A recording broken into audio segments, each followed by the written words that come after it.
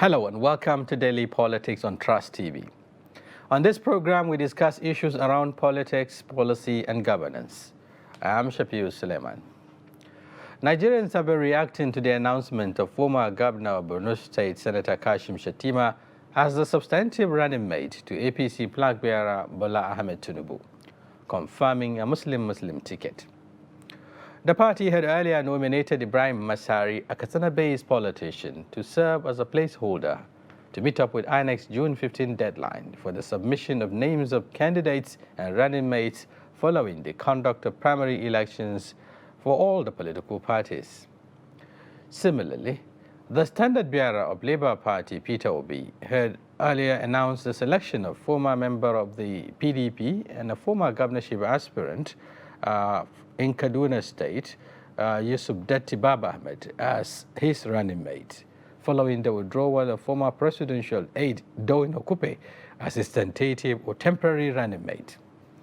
On the show tonight, we'll be discussing the emergence of these running mates, the aftermath, and what that means to the flag bearers, how it affects the party's chances at the election, and other issues.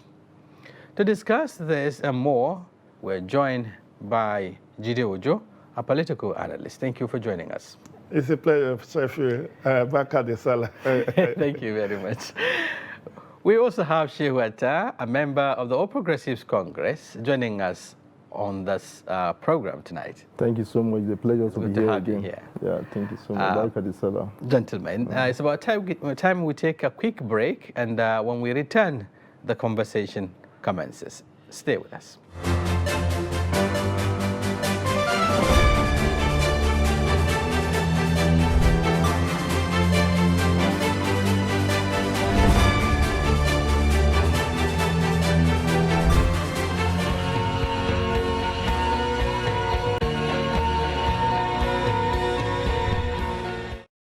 Thank you very much for staying with us. It's Daily Politics, and it's reaching you live from Trust TV here in Abuja, Nigeria's capital.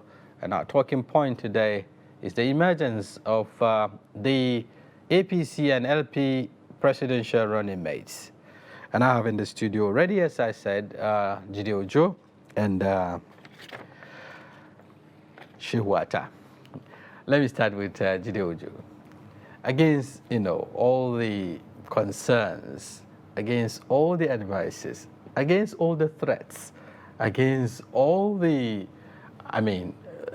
the consultations, the presidential flag bearer of the APC, Senator Bola Ahmed Tinubu, has finally unveiled Kashim Shettima as his running mate. Before then, he was his Director General, I think, of the campaign organization. One that has been very consistent with providing the needed support and what have you. It is against also the wishes of the APC governors who thought, one of them should be the running mate. What do you make up with his bold decision in spite of all of this that I mentioned? Thank you, Shafiu. Back at the Salah to all Muslim women once again. Right. For me, politics is a game of number. And, these speculations have been on even before the expiration of June 17 for the final nominations that Kashim Shettima was being considered. But if you read Asiwaju Bola Ahmed Tinubu's speech yesterday, he did say, as a Democrat, he needed to consult widely with different segments of APC before making the final choice. And the final choice isn't Asiwaju's own. It is the APC that have made that decision. If the APC says, look, it's someone else, it could have been someone else. But it's 30 years since we had this scenario playing out at the national level. And people are wondering, 30 years ago, MKO Abiola in Jos after emerging as a standard bearer of Social Democratic Party, decided to, SDP decided to choose Ambassador Babagana Kingibe from the same Borno State to be the running mate of MK Abiola 30 years ago. Right. And people are wondering, is this a feeling of deja vu? Are we having a repeat of 1993? Yeah. Because the similarities, even 30 years to 1993 was when we had the, the military imbroglio and all of that. Very interesting. Now, a lot of people have widely accepted and widely condemned. There's in equal measures. Reactions. In fact, we had Daniel Bala, who is the chieftain of APC, even openly resigning on TV. Quitting the party. Yesterday. The other one didn't quit the party, but he quit, the campaign council. Talking about the senator in Adamawa, Senator Abu, who resigned from the Abu. Okay. But then for Bwala, he quits the party completely. What we need to know, I'm not a politician, but I'm a student of politics. You see, politics and morality are like oil and water. They don't mix. You see, on a moral ground, yes, for inclusive purpose, you should have chosen a Christian for this, for that. But as I've said on other platforms, first and foremost, was it a constitutional requirement? The answer is no. It wasn't part of your qualification requirement that you must choose from a different religion to yours, or from different ethnicity to yours. Imagine Peter Obi decided to choose from the north. Well, for the purpose of balance. No. The why I'm pointing that to you is that when he chose Donyo Okupe, people were like, oh, so there wasn't anybody in the entire north that you can even use as a placeholder. But that's to tell you that, and let me just say very briefly before we go further, historically, issue of religion never used to be a very strong criteria or criterion for leadership. Let me say this. In Southwest, when Awolowo was the premier of the Southwestern region, S.L. Akintola was a Christian like him. Awolowo was Jeremiah Awolowo. S.L. Akintola was Samuel Latoke Akintola. That's right. Both of them were Christian. Yeah. Okay, but then, Mr. Jido, you will come to that. You talked about 30 years. 30 years, and now there are so much differences. Some will tell you the political dynamics have changed, the configuration of the country, the understanding, political awareness, and what have you have also changed. So we'll talk about that. But then, he's actually raising a fundamental issue for a politician, of this standing, talking about a presidential candidate. All he is concerned about is winning the election. Morality, or whatever you can call it, is secondary. So he had to take the decision he took, which many have reacted to differently. But managing the aftermath, some would say, already there's a feeling of marginalization by the Christian communities. There is a feeling of marginalization already, existing by the southeastern communities, who felt that they're not part of the equation, and so on. And now, to compound it, the choice of Shatima, some would say, has further also deepened the concerns. How do you think, your party and your principal, Senator Bola Tinubu, will be able to handle this going forward? Thank you so much. That is a very interesting question. The feeling of marginalization you were talking about, I think if I will put it this way, all Nigerians are marginalized. The reason why I said that all Nigerians are marginalized is that At what level? Here we are all talking Nigerians about are political marginalized. Yes, no, inclusivity. absolutely. No, all Nigerians are marginalized because, you know, since the advent of this present trends of democratic system of governance since 1999, you know, we have been so deprived to the extent that, you know, an ordinary Nigerian has not reaped the fruits of democracy. So that is why I said all Nigerians are marginalized, to the extent that our political stakeholders has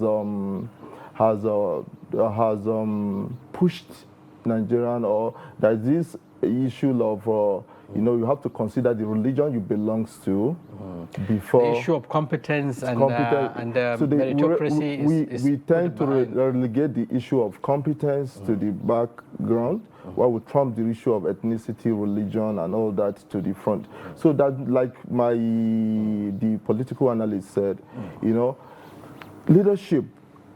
When considering leadership, we don't have to. Religion does not really determine, or morality does not determine who a good leader be. So, like looking at Kashim Shettima, from his track records and his personality, this is a governor that was a governor in Borno State, where we have the issue of the insurgency, the Boko Haram. His track record clearly shows that he was competent. It also built part of the baggage. We'll talk about that. You know, he was competent, and he was able to. Because yes, Nigerians are beginning to throw up issues. Okay, now, Mr. Chidojo, you know, looking at the decision and the reactions, you know, earlier you were talking about how who was it that was reacting? A number of prominent Nigerians have reacted differently. I've heard that of Yakasai, you know, Tanko Yakasai, a PDP chieftain, an elder statesman, who said there's nothing wrong with it. Perhaps for those who think it will not fly, it will certainly fly, and it's winnable, because it happens in 30 years ago, just like you said. And he also, in a way, advanced the reasons why Tinubu had to go this way. He's concerned about, you know, where the votes will come, the numbers. He said it is not possible for you to, you know, pick from the Christian minorities, for instance, in the north, and you know, and neglect, you know, the Muslim majority, and you expect to win an election. So it became a very difficult, you know, decision to take. But beyond this, I've had former spokesperson of the Arewa Consultative Forum, Anthony Sani, also talking about the sensibilities. You know, it shows that, you know, candidate Tinubu did not put into consideration, you know, all of this, especially the feeling, I mean, the sensitivity that comes with balancing the ticket. How do you think, I mean, how would you interpret this concerns? Again, let me take it at the subnational level before I come to the national. Because you see, facts don't lie. Facts do not lie. I'm a Christian by faith, but I don't wear it as a toga because I believe your religion is personal to you. You know, many of the people are just shouting on rooftops, being sanctimonious. Let me give you few instances, and statistics are coming out. Right now, and I'm talking of 2022, in the Southwest, 6 Southwest region, 6 states in the Southwest, only one of the governors is a Muslim. And only 3 as a Muslim deputy. And look at Edo. Edo North has a sizable Muslim community. That's right. Philip Shaibu is a Christian, just like Obaseki. Evans did not fall. In many other states, even where there are sizable, you know, people of other faith, we have had people not minding going Muslim or Christian, and it didn't raise issues. Why should it raise issue at the national level? And people who are breaking their heads, they have choice. there are 18 political parties. If you didn't like what APC has presented, you can go obedient, you can go articulate. But the bottom line is that every political party has to do what will make it to win power. Because the ultimate goal of a political party is to get into government, to form a government. They are not, this is not an interfaith war. This is not an interfaith competition.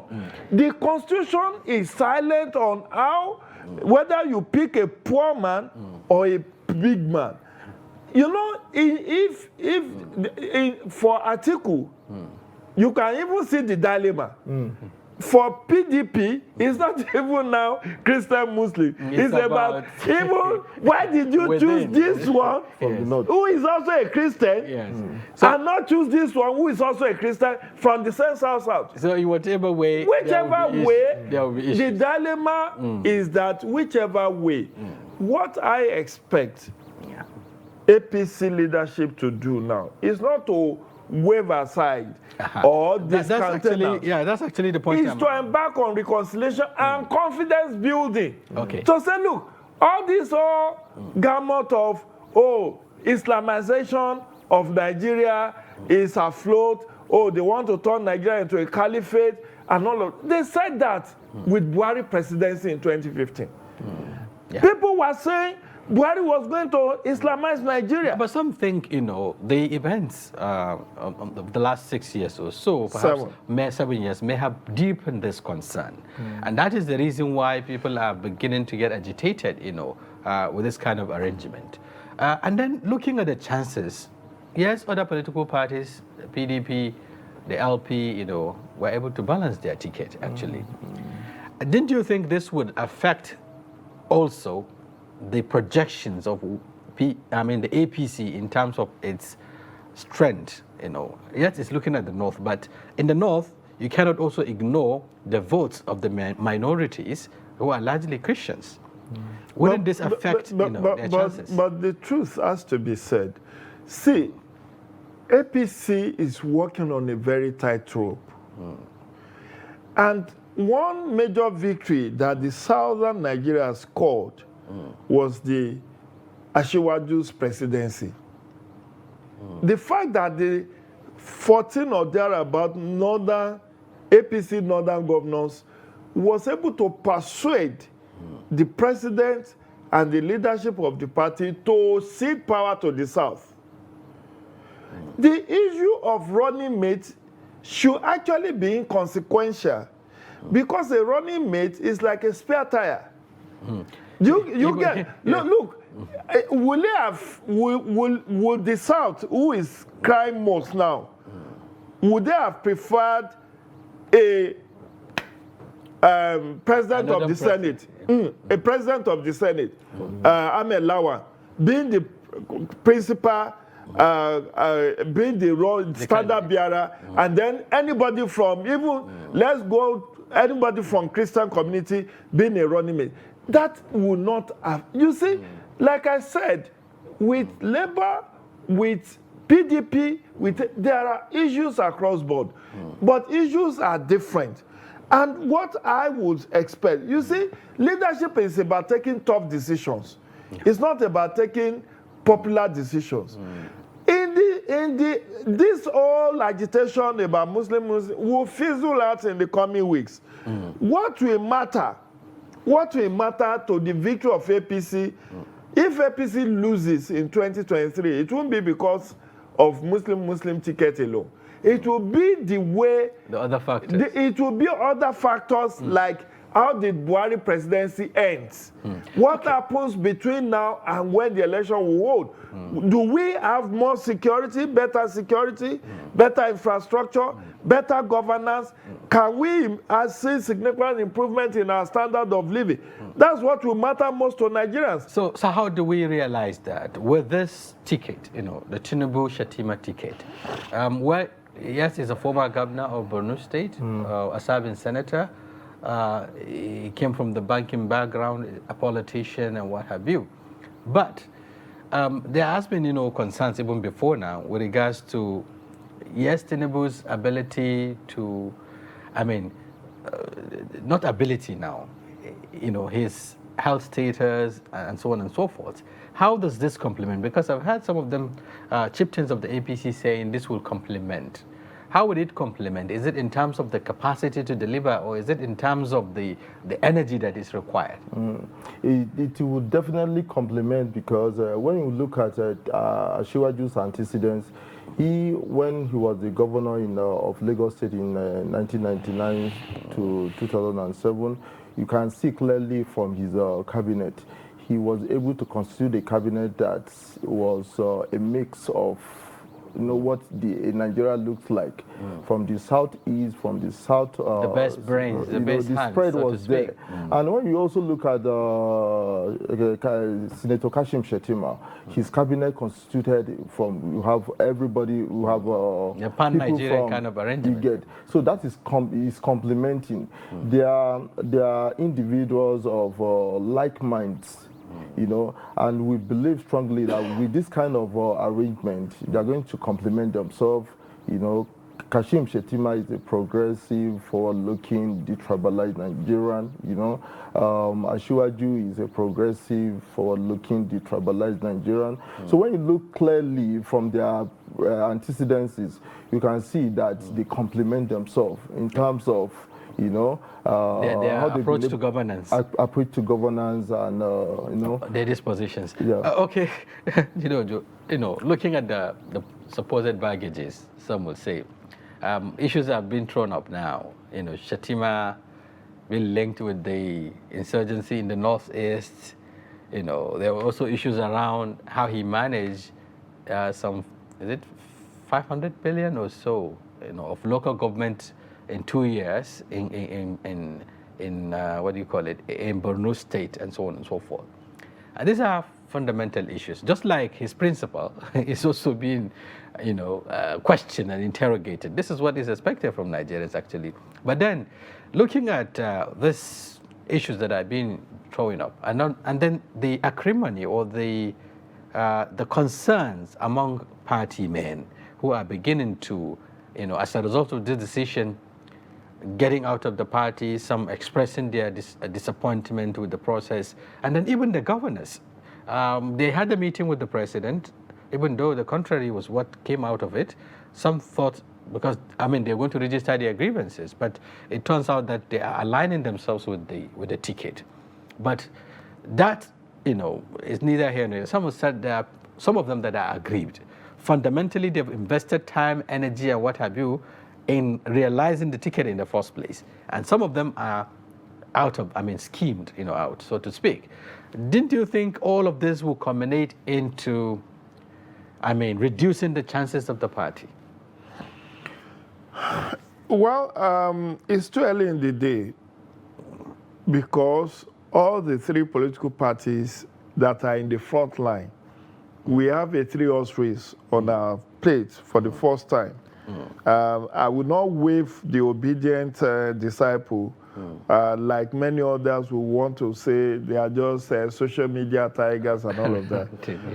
They have their own and the strength, and of course, the PDP, we saw even from among the ranks of the governors of PDP, like Samuel Otom and a host of about 6 of them, that says they are not going to campaign for Atiku Okowa ticket. That's right. And that has not been resolved. Created a lot of ripples. Up till now. Yeah. Because as we speak, nobody is sure where Nyesom Wike will end by the time the election holds. Yeah, as for Autumn, he said he's praying and fasting for God guidance. Forget about that. They always say that. But the bottom line for me is that, you see, political parties are naturally, prone to conflict and conflict management. You cannot have a party of over 40 million people and think everybody will align with whatever you decide. If Asiwaju has gone for Simon Lalong, there will have been ripples across the northwest, northeast, and a part of north central to say, who is Simon Lalong? How many votes does Plateau has? Value. What is the electoral value of this man? He's not even a core northerner. You get? So whichever choice you make will come with its own baggage. But you see, the ability to reach out, to make peace, to reconcile, to build confidence, that's what is needed. Ahead of the campaigns will start in another 2 months. You get? Confidence building, you know. Confidence building, assurances that, look, this is not about Islamizing Nigeria. Nothing like that is afloat. And, you know, it's not new. But how do you deal with the perception? It's not new. Yes, because perception will always be there. What you are just going to be doing is to reduce those negative impact of your decision. There is no decision that will not have consequence. That's right. Don't forget, now, Chetima is from the same zone, northeast at Atiku. And there is a permutation that led to APC choosing its own vice president because they don't want Atiku to have a landslide in the northeast. Also reduce, and they know that the president can hold the northwest for them. Absolutely. You get? So it's also strategic. It's strategic. They are looking at so that is just it. And all those allegations that are coming out about Shetima being sponsor of Boko Haram, mismanaging funds, these are not, you know, Lamidi Adedibu in Oyo State said, if you don't want to hear the story of how your grandfather married your grandmother, don't join politics. Because people will remind you. Yes. But it then doesn't mean that is the truth. Because even if is dragged before any court today, it would be presumed innocent until proven guilty. The same thing for Asiwaju. You know how many court cases have been instituted against him right now? There is somebody that has even gone to court to say that APC and Labour Party should not be allowed to replace their placeholders because it's unconstitutional, it's against it. Well, we all know that there's a window for that. Yeah. It is the court that will have the final say. But you see, that is why any contestants worth a salt must have a very robust legal team. Because there will be... To respond to this... so that while the campaigns are going on, a team of eminent lawyers, senior lawyers will be there from one court to the other, trying to make sure that there is no ambush anywhere. But that is to be expected. He who is afraid of the heat should not go to the kitchen. That's right. Okay, Atta, before we go for break, you know... Yeah, talking about managing this post-selection process, if you like, or the aftermath, you know, the concerns, the many concerns. He talked about the need for him to build confidence, the need for him to reach out, and then, but then there is, you know, some sort of a direction. Already some are saying, well, the APC will lose the votes of the Christian minorities in the north already, because they have a choice, for instance. He talked about the other candidates, you know, of other political parties and so on. How do you think it is easy, or how difficult would it be for the party and the Tinubu to be able to build the confidence around these people who have already felt, I mean, we're not welcome here and we have to take a decision, perhaps go for another candidate? How would that happen? Exactly. So let's look at the subnationals now again. Take a look at Kaduna, a very highly divided political terrain. You know, an El-Rufai, a Muslim from Kaduna State, chose a Muslim from the southern Kaduna part of the state in 2019. And from Nasiru El-Rufai's record, you know, I go to Kaduna now, people don't even talk about it is the Muslim ticket anymore. Because another one is about to be repeated, because the same person that also emerged candidate has also picked another running mate. You know, it's going to do, that's what I'm saying. It's going to run the same kind of ticket. So the the Kaduna people have seen what an El-Rufai has done between 2019 and 2022. Yeah. And what they looked at now is that, okay, this man has been able to bring a lot of development to the state. We have to take a break. If I understand exactly your what is going position, to their happen ability to change the narratives in governance in terms and their of ability to delivery, provide the dividends or to dividends of deliver democracy, will change the or will build that confidence. Absolutely. Okay. In case you're just joining us, the program is Daily Politics, and we're looking at the emergence of the APC and the Labour Party presidential running mates and the aftermath, the reactions, that are greeted, those decisions by the flag bearers, and of course, what the future holds for the two political parties. We'll take a break, and when we return, we'll continue with the conversation with Jide Ojo and Shehu Attah of the APC. Together, we'll be looking at these issues very closely. Stay with us. We'll be back shortly. Nigerians, elections are here again. Let us shun violence. Let us play the game according to the rules. Do not be a thug. Say no to violence. Let's rise and defeat violence, crime, and sabotage against the peace of our nation. Nigeria is the only country we have. We must do everything to keep it united. We must avoid any act that promotes hate and disintegration. Say no to separatist movement, terrorism, fake news, hate speech, religious bigotry, and any act that tends to divide us as a nation. Watch out for strange gatherings and suspicious movements. Restrict access to sensitive documents and data, the disclosure of which may damage national security. Educate your staff and family, particularly on measures to safeguard information and report security breaches. Apply relevant legal security guidelines to protect yourself and your neighbors. Due to misinformation and wrong choices, some idle persons resort to vices in their greed to get rich quick. They resort to kidnapping, killings for rituals, and other heinous crimes. Avoid wrong use of the social media. Before you broadcast that false message, think twice. Ask whether it will promote peace or violence. For safety at home, still be security conscious. Educate your household on safety tips. Report all suspicious movements and persons to the security agencies nearest to you.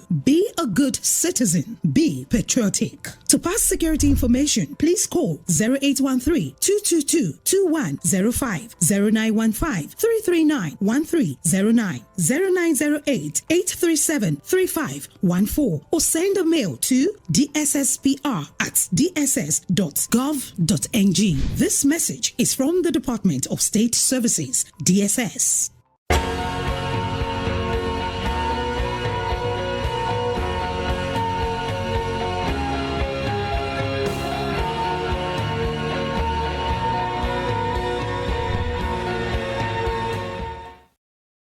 Thank you very much for staying with us on Daily Politics. And today we're looking at the emergence of the running mates, that is presidential running mates of the APC and the Labour Party presidential candidates. And I have in the studio Mr. Jide Ojo and Shehu Attah, a member of the APC. Before the break, Mr. Jide Ojo, Shehu is actually talking about competence, talking about, delivery, as part of the things that would change people's psyche towards, changing their mindset from the fault lines, talking about religion and ethnicity as yardstick for governance. We've seen also the Labour Party presidential candidate picking his running mate from the Northwest. And in the Northwest, one from the Fulani clan, so to speak. And then someone who has almost the same, pedigree, so to speak, and the record, so to speak. We're talking about someone who is a technocrat, someone who is a businessman, who is at some point a banker, an ex-lawmaker, and all of that. Peter Obi said because of his exceptional qualifications, that's why he picked him as a running mate. But beyond that, it also shows that these two regions, who are seen to be at loggerheads, could also come together when it comes to issues of competence. How are you looking at this ticket? Well, it's a very winnable ticket. It's a ticket that can win elections where people are less sentimental. But I doubt if that ticket can deliver presidency to Labour Party in 2023. And this is not to discount the competence of the standard bearers. I'm not saying that it's a wrong choice. It's just that it's an idea whose time hasn't come. You see, when you bring technocrats, people who are called politicians will tell you, this is us. As they say, there is no, INEC will not count your prayer points, and there is no polling unit on social media. It is about one man, one vote. So yes. All these people, we saw it during the primaries. Those who are very eloquent, very articulate, very this and very that. What was their performance during the party primaries? Money is the name of the game.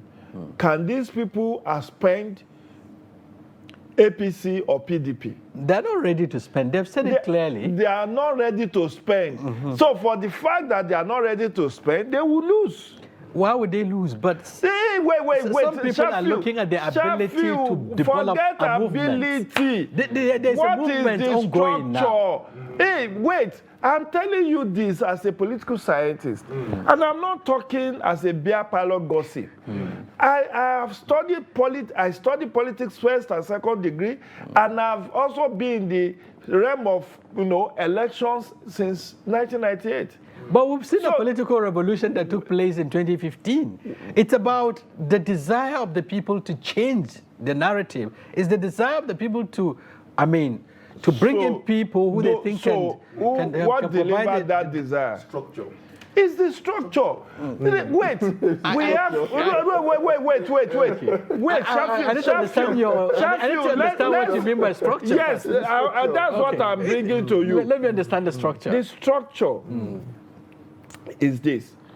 There are 8,809 wards populated by councillors. That is where there are elected officials in the local government. But there are 8,809 party chairmen at that level. Look, when APC had its congresses last year, where did this start from? From the ward to local government to state before national convention. Absolutely. These people are the foot soldiers who will do the getting the votes, who will be the vote canvassers for you.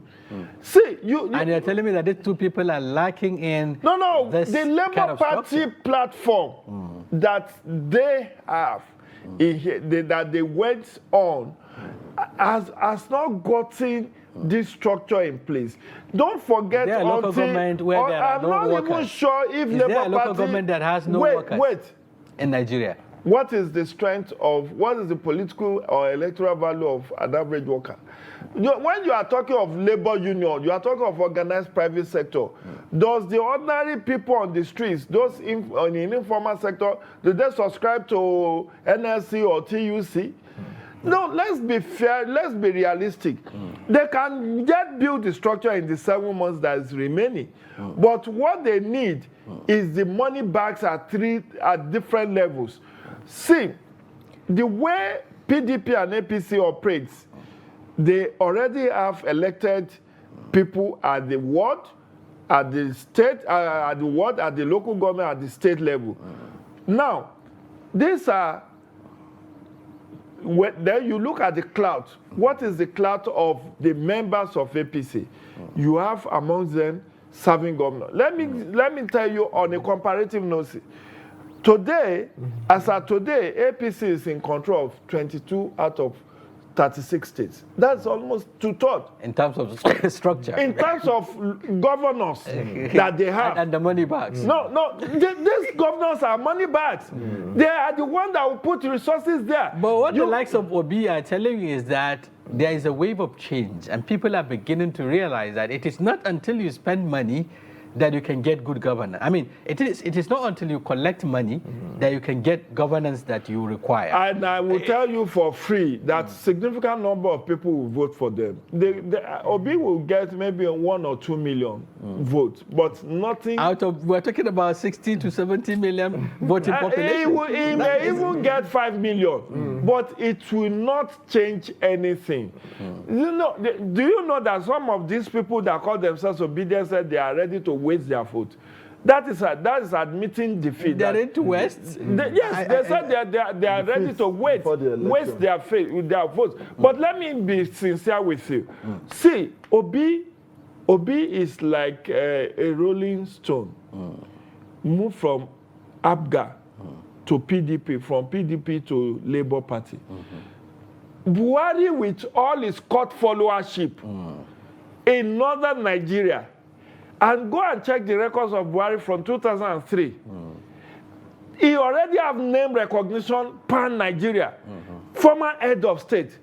Buhari could not win in 2003, in 2007, in 2011, until 2015. Why did he win in 2015? The structure that we are talking about. The CPC, they have faction of only one state. Only one state.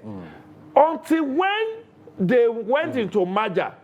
And those, look at the governors that defected, the last set of governors to defect. We are talking of Rotimi Amechi from Rivers State. Rivers is an oil-rich state. When they are in a meeting and they need 5 billion, you know, to execute a project, still banking somebody can say, I'm giving 2 billion, and that money will come immediately before you left the meeting. Who can do that for the OB ticket? Who can do that for? Is it that Ahmed that will go and sell off Base University to come and run elections? The point is, the people, the so-called workers that you are thinking will do the magic. You call them so-called. They have also a number.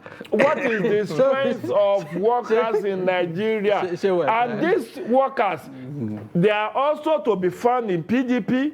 They are also in APC. And when they are putting 5,000 naira in their palm or 10,000 naira in their palm, they will say, oh, I want to be obedient. Look, money is the name of the game. We're beginning to see, he's talking about building alliance, building consensus, building alliance, reaching out, you know, and then getting the relevant people to support. And we're also beginning to see people who are buying into this idea of this credible alternative, if there is anything like that. Now, people are coming out to even bring out their money to finance some of those activities of of the candidates, perhaps of the Labour Party. And then we're beginning to see Peter Obi also going beyond his Southeast, political identity, aligning with the North, the Northwest, so to speak, and then aligning with people that also matters in politics. I'm sure that Baba Ahmed is not just the only person Obi is talking to or the Labour Party is talking to. It is also mobilizing along, this political gladiators or political people with a deep pocket, so to speak, and then people with influence. Didn't you think, with this going, because we have 8 months, to the elections, the party would also be able to work stronger? What you cannot wish away from here, our able political analyst, Mr. Jide, has said, is the structure. APC with about 22 governors, more than 2/3 of the 36 state governors in Nigeria, has structure trickled down to the unit level. So, and this structure is not something that happened overnight. overnight. 7 months is too short for you to begin to build structure across board, from the state to the How many wards, months from did the coming together of the APC, APP, and the rest of them brought about the emergence of President Buhari? Then the party in question now is the Labour Party. And individuals involved now, we're talking about the Peter Obi and Yusuf Dati, you get. Then you cannot, with all sense of humility, these are not political gladiators you can compare with the Asiwaju of the universe. And Asiwaju that was able to hold his home state with the almighty Obasanjo between 2019 and 1999 and 2007. And we're talking about a Kashim Shettima coming from the north. And the north, whether you like it or not, is the political strength of this country. We're not talking about social media propaganda or social media. Is it propaganda? We're talking about 8 million. We're talking about 8 million people that will come. And you call them social media We're talking about people that will come. Didn't you think they could change? I mean, among those 8 million we're talking about are still people from other political parties, and the APC taking the lead. How can you? Getting it? What are the statistics? How can you talk about we that? have an APC that have over 40 million members. That is also a claim. Getting it? So there is a concern that as far as we are put that on the paper. as far as we are concerned, at the APC, we've been able to break the PDP's back. We've been able to break every other political party's back with this choice of Kashim Shettima. Okay. And we're going to realize the majority of our vote from the north and from the southwest. Okay, what does this present to ordinary Nigerians who are yearning for credible leadership, who are yearning for change beyond these two dominant political parties? Is it to say that there is no hope, for the emergence of, leaders outside this two dominant forces that are seen to have been that have been part of the system for over 30 years and haven't changed anything? In every system, let me paint this scenario to you, Shafiu. There is the jure and there is the facto. In Nigeria, as at today, the 11th day of July 2022, we have a de facto 2-party state, but a de jure 18-party state. And, it's similar to what happens under Klein. In U.S., you talk of Republican Party and the Democratic Party. That's right. Are you saying that those are the two parties? There are others like Labour. Yeah. There are Green Party, there are White Party, there are Lesbian Party, there are LGBT Party. I went to U.S. in 2010. That was when I know that there are so many political parties operating in U.S., but we only hear of Democrats and the Republicans. Come to the UK. You talk of the Conservatives and the Labour Party. Now, the same goes for Nigeria. Labour Party has come as a third force, which is why it's making inroads. And it is good for the democracy of Nigeria. But while Labour Party is focusing on the presidency, it should also be mindful that it needs people in the National Assembly. It needs people in the State Assembly. It needs people in government houses across the state.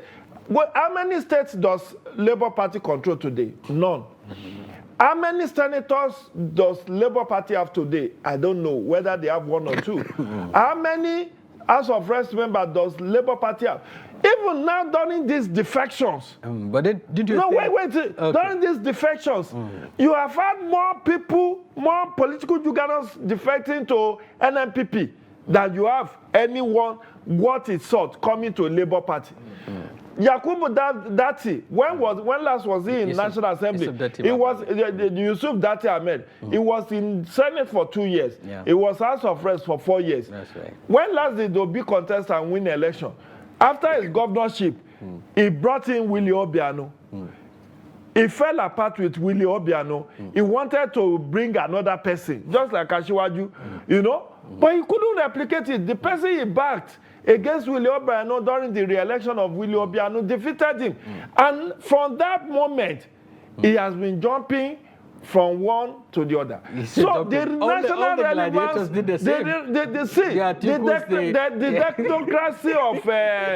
technocracy of Obi is not in doubt. Right. He's a very good banker, is an accomplished technocrat, and I'm not going to, but I'm telling you, look at the court followership that Buhari enjoys in the north. It took him 4 rounds of presidential contest before he realized that ambition. That is I did not know the electoral. Listen, do you think that Ahmed can deliver Kaduna State to Labour Party? Well, I should ask you that question. Thank you very much.